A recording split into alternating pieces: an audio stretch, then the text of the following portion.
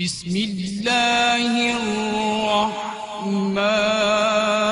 الرحيم خوان كفور أذن للذين يقاتلون بأنهم ظلموا وإن الله على نصرهم لقدير الذين أخرجوا من ديارهم بغير حق إلا أن يقولوا ربنا الله ولولا دفع الله الناس بعضهم ببعض لهدمت صوامع وبيع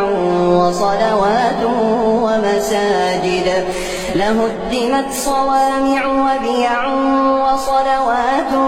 ومساجد يذكر فيها اسم الله كثيرا ولينصرن الله من ينصره إن الله لقوي عزيز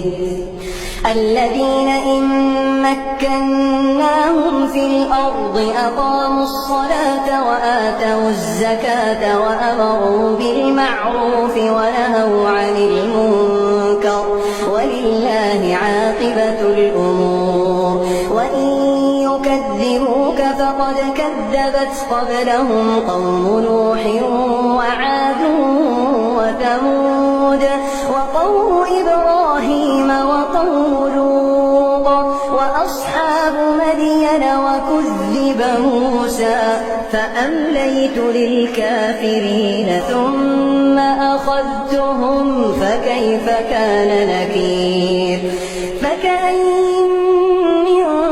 قرية أهلكناها وهي ظالمة فهي خاوية على